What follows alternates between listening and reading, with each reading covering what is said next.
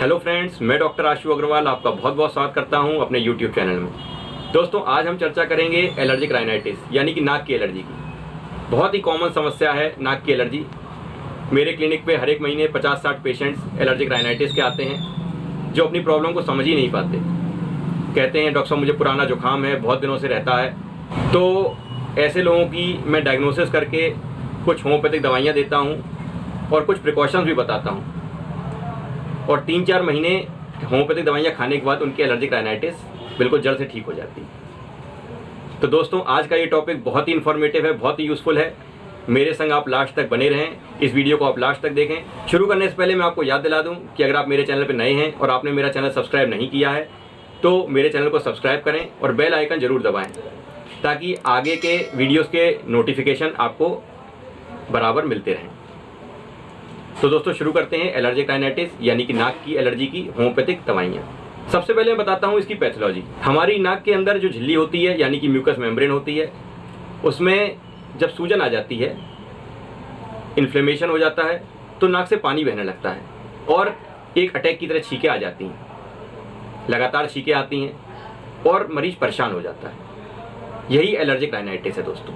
हमारा immune system bacteria और virus को मारने के लिए होता है, या इसको कहें रोकने के लिए होता है। अगर कोई भी बाहरी बैक्टीरिया या वायरस हमारे शरीर को इन्वेड करता है तो हमारे शरीर का इम्यून सिस्टम उसे रोकने की कोशिश करता है। लेकिन जब हमारा इम्यून सिस्टम डस्ट पार्टिकल्स या पॉलन ग्रेन्स इस तरह की हार्मलेस चीज़ों को रोकने की कोशिश करता है तो एक एंटीजन एंटीबॉडी रिएक्शन हो जाता है। ये एंटीजन एंटीबॉडी रिएक्शन ही एलर्जिक राइनाइटिस पैदा करता है।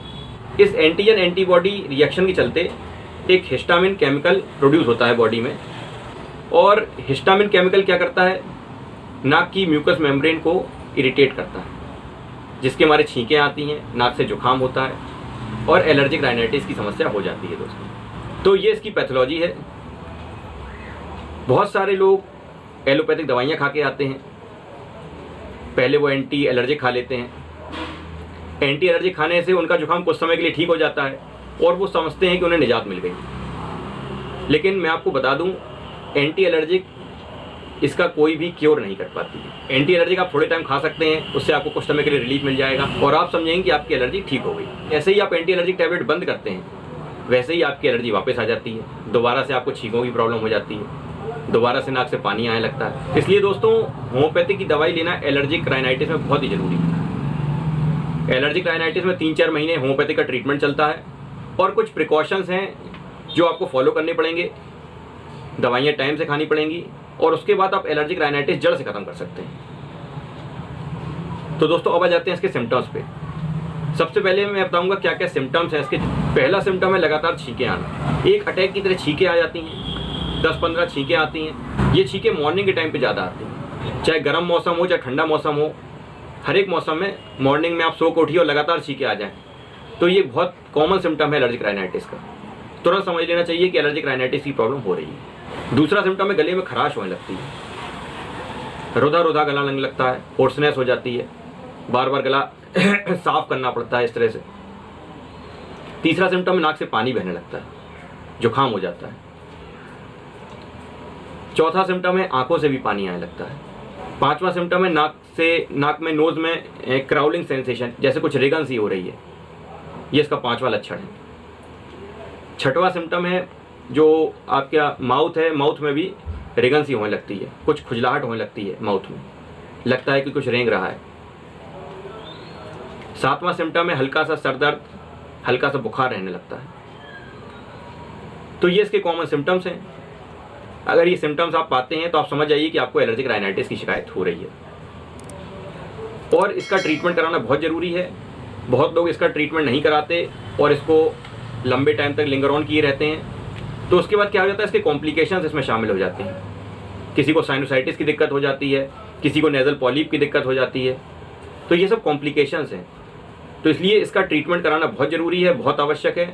जल्दी से जल्दी इसका ट्रीटमेंट कराएं और थोड़ा पेशेंस रख के इसका ट्रीटमेंट कराएं। 3 से 4 महीने लगते हैं। बहुत लोगों का कहना है कि एलर्जी कभी ख़त्म नहीं होती।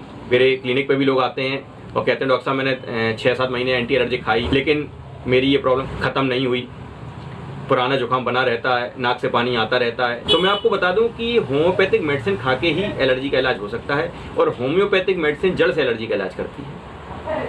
ये टेम्परेरी इलाज बिल्कुल नहीं है, ये पूरा परफेक्ट क्योर करती है, अंदर से इलाज करती है और ये बार बार जुकाम की टेंडेंसी को ख़त्म कर देती है। अब आ जाते हैं इसके कॉजेज़ पे, क्या कॉजेज़ हैं जिसके हमारे एलर्जिक राइनाइटिस हो जाता है। सबसे पहला कॉज है जेनेटिक, अनुवांशिक, मतलब पैतृक चला आ रहा होता है, हेरिडिटी चला आ रहा होता है, माता पिता में रहा हो, बाबा दादी में रहा हो, खानदान से चला आ रहा होता है। दूसरा कॉज है सीजनल, बहुत लोगों को सीजनल एलर्जी हो जाती है, जरा सा मौसम बदला और एलर्जी हो गई, जरा सा चेंज ऑफ टेम्परेचर हुआ एलर्जिक राइनाइटिस की प्रॉब्लम हो गई, छींकें आने लगी।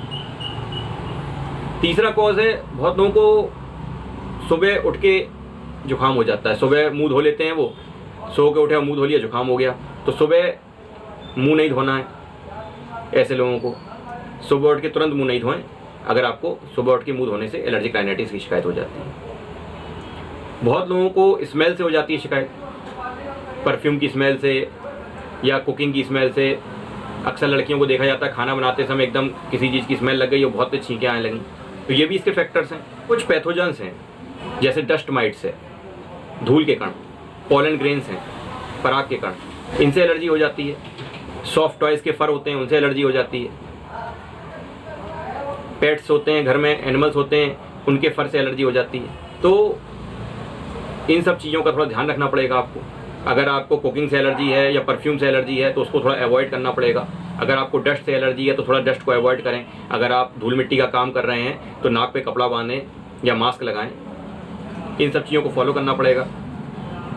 और कुछ दवाइयाँ हैं होम्योपैथिक, तो आ जाते हैं अब दवाइयों पे। क्या होम्योपैथिक दवाइयाँ हैं जो एलर्जिक राइनाइटिस को जड़ से ख़त्म कर सकती हैं? पहली दवाई है आर्सेनिक 30।